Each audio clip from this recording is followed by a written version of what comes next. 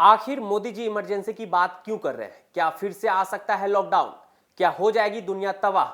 आखिर क्या है इंटरनेट लॉकडाउन? आज हम बात करने वाले हैं एक ऐसे खतरे की जिसके बारे में बहुत कम लोग बात कर रहे हैं, लेकिन अगर यह सच हुआ तो पूरी दुनिया का इंटरनेट हिल सकता है। आप सोचते होंगे कि इंटरनेट सैटेलाइट से चलता है, लेकिन सच ये है कि इंटरनेट का ज्यादातर हिस्सा समुद्र के नीचे बिछी फाइबर केबल से चलता है। ये केबल्स हजारों किलोमीटर लंबी होती है और समुद्र के अंदर करीब 200 फीट गहराई में पड़ी होती है। और सबसे चौंकाने वाली बात, इनकी सुरक्षा बहुत सीमित होती है।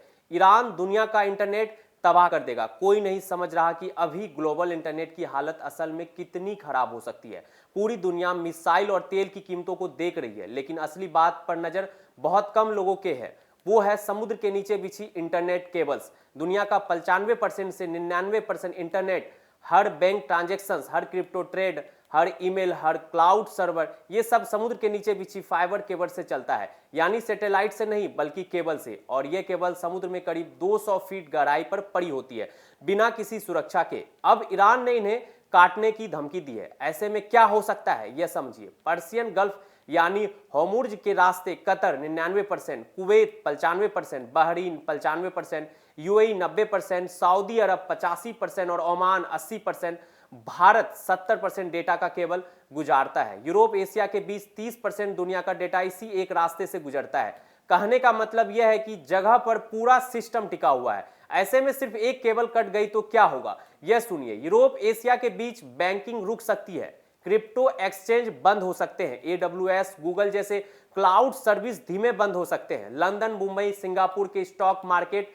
प्रभावित हो सकते हैं और रोज के लगभग $10 ट्रिलियन ट्रांजैक्शन पर असर पड़ सकता है। 2008 में जब एक केबल खराब हुई थी, तब मिस्र, भारत और पूरे गल्फ में इंटरनेट क्षमता 70% तक गिर गई थी कई दिनों के लिए। अब बात एक केबल की नहीं है, ईरान की धमकी की पूरे पर्शियन गल्फ के केबल्स को निशाना बनाया जा सकता है। सबसे डरावनी बात क्या है, कोई पक्का बैकअप नहीं है। सैटेलाइट सिर्फ 1% ट्रैफिक संभाल सकते हैं, यानी असली इंटरनेट तो केबल्स पर ही टिका है। अगर केबल कटती है, उसे ठीक करने में 2 से 4 हफ्ते लग सकते हैं और पूरी दुनिया में ऐसी मरम्मत करने वाले जहाज भी सिर्फ करीब 60 ही हैं। सीधी बताया खतरा बहुत बड़ा है, लेकिन इस पर उतनी चर्चा नहीं हो रही है जितनी होनी चाहिए। तो सीधी बात यह है, दुनिया जितनी आधुनिक और डिजिटल बन चुकी है, उतनी ही नाजुक भी हो गई है। हमारा पूरा सिस्टम कुछ केबल्स पर टिका हुआ है और अगर वो हिलते हैं तो असर पूरी दुनिया में महसूस करते हैं। इसलिए जरूरी है डरना नहीं, समझना है। और ऐसी जानकारियों के लिए जुड़े रहिए हमारे साथ। नमस्कार।